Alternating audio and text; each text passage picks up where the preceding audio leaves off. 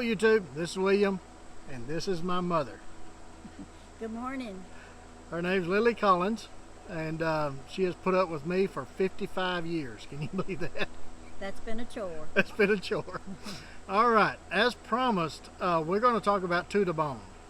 And I've mentioned in several videos that Mom has never asked for a knife. I gave her a bunch of them, but she's never asked for a knife until she saw this one. So I'm going to turn it over to Mom and let Mom tell you what she thinks about it. She's been using it in the kitchen for, what, a couple months? Yeah, at least 2 months. And tell you what she thinks about it. And so here's Mom. Well, all I can say is that it's a very good knife. It's about the right size. And I never did like the looks of the belly before. But when I seen this one, I knew I had to have one. And it has not let me down. I do this for slicing and cutting up meat, chopping my vegetables and everything.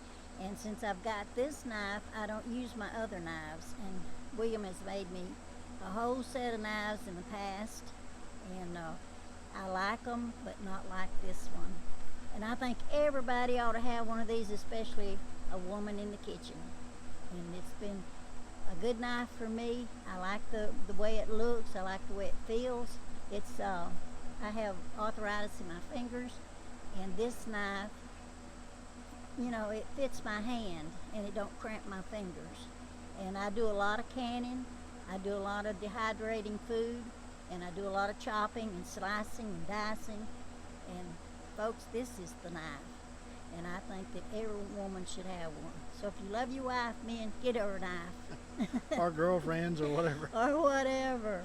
But I do highly recommend it. And it's... One thing is she had requested the Sure Touch. Yeah. She's got the red and black Sure Touch. And so what do you think about that? Well, I like this Sure Touch because you can grip it. It don't slip in your hand when you get it wet. It does not... slip. You just have a firm grip on it. And when you're slicing and dicing food, you need a firm grip. Because these knives are sharp, folks. So you need to hang on to it. But anyway, it's good to be able to recommend something that I have a lot of confidence in. Okay.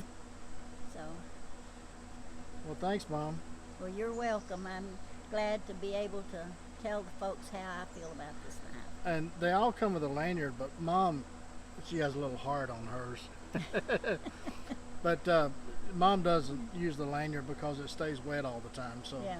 She doesn't use the lanyard. And I mean, when she's talking about a good, comfortable grip, and the Sure Grip, Sure Touch, Sure Grip, that Sure Touch is, I haven't seen anything that's even any better. It's just a very durable, positive grip product, and for certain aspects I think it's the best that you can get, especially kitchen chores, butchering game, it's those slippery tasks. And then I would recommend the Sure Touch 7 days a week and twice on Sunday.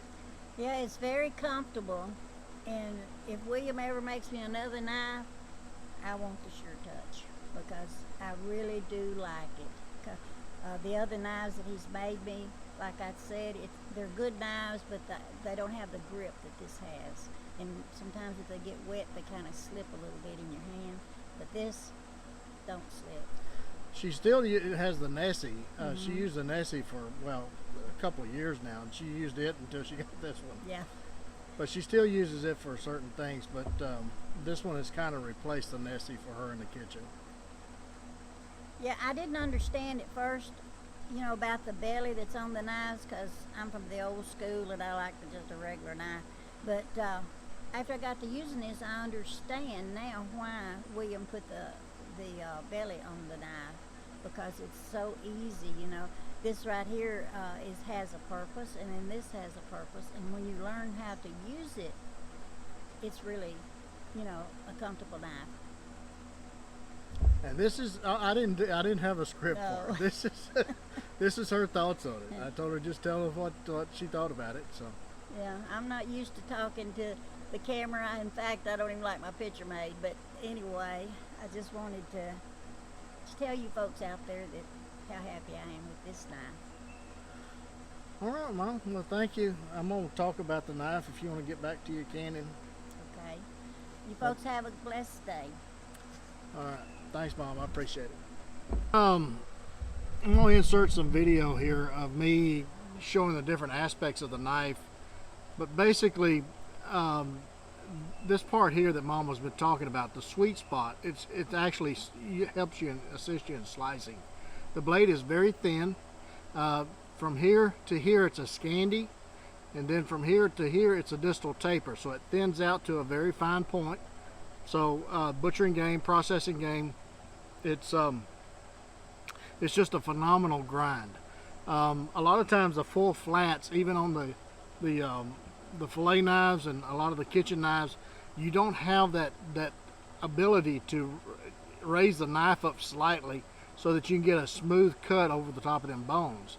And as you're seeing here, me filleting this cardboard with this grind here, you can raise the blade up just slightly and it'll just slice it, and you have a lot more control instead of having trouble going through bones all the time.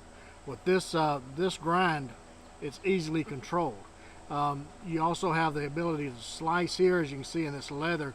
It doesn't split the leather apart, doesn't bind as much as it does at this portion of the knife, as you can see in the leather where it wants to bind, and for that matter.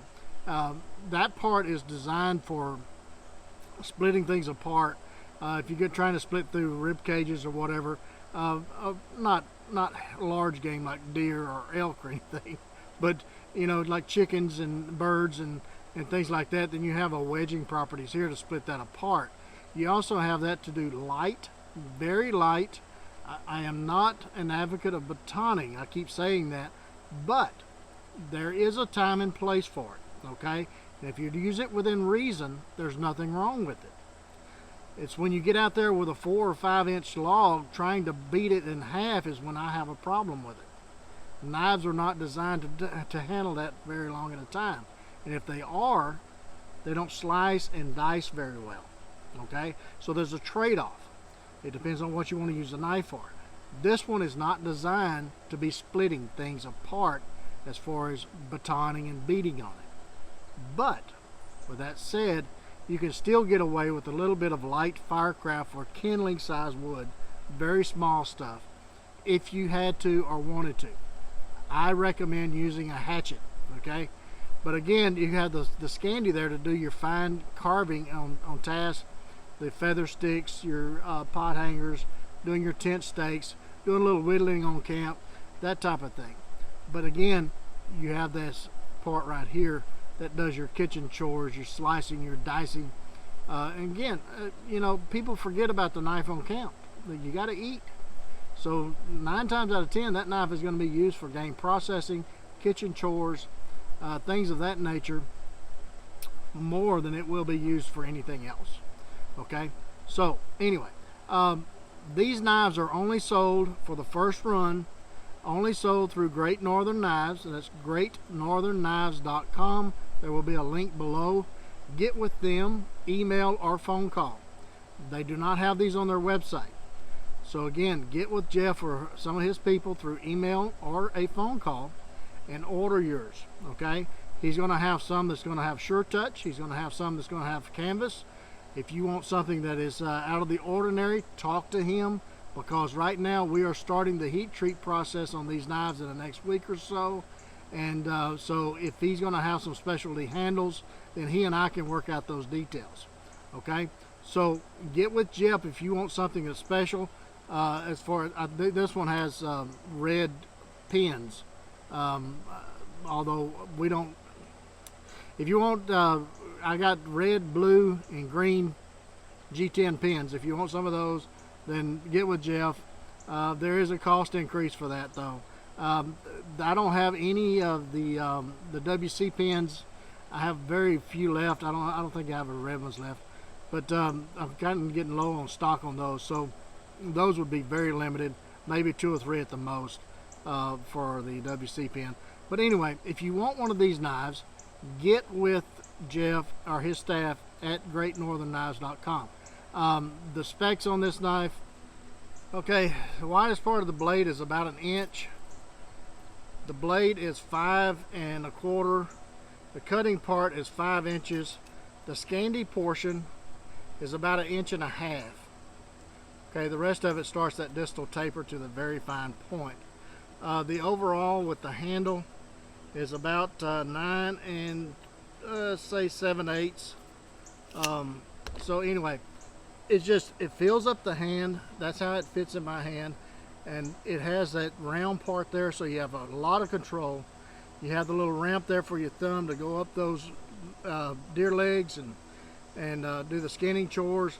You have the Nesmuk hump, so it gets your hand out of the way. So your skinning chores are just, I mean, it's a dream skinner. I wish I started waiting to get release this during hunting season. I said, no, it's not fair to everybody, because by the time my hunting season's over, y'all's are too, so you'd have to wait another year to use it. So that's not fair. You guys need to have the opportunity to use it this season. So and here you go, the 2 to bone.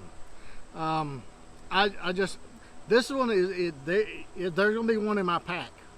Matter of fact, it'll probably be this knife plus the camp tool for this year, because I really think that is a great combination set.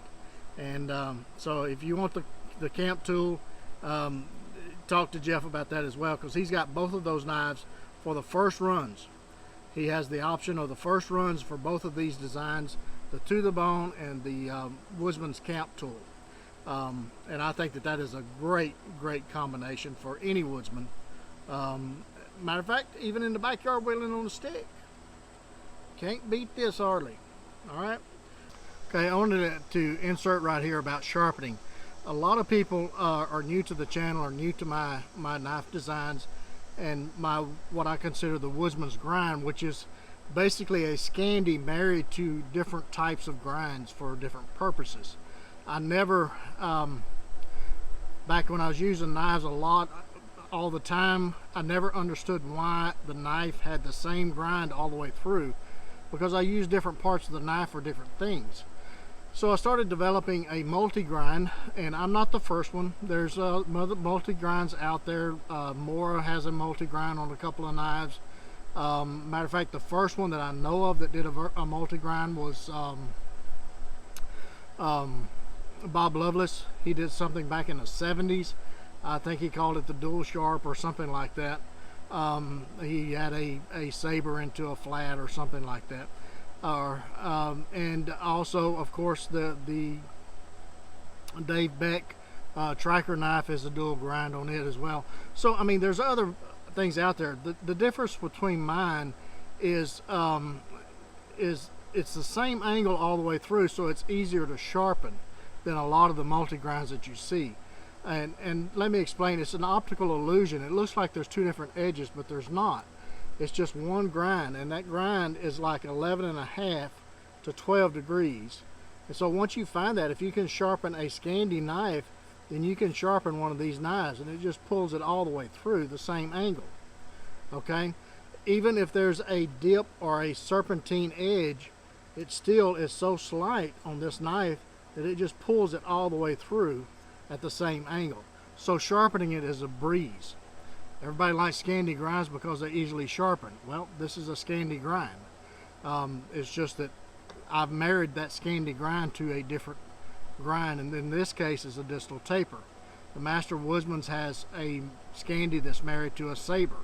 So, and there's other grinds as well that's married to it. I've done full flats with it. I've done just all kinds of different grinds to the Scandi, because I believe the Scandi is a great grind for woodcraft.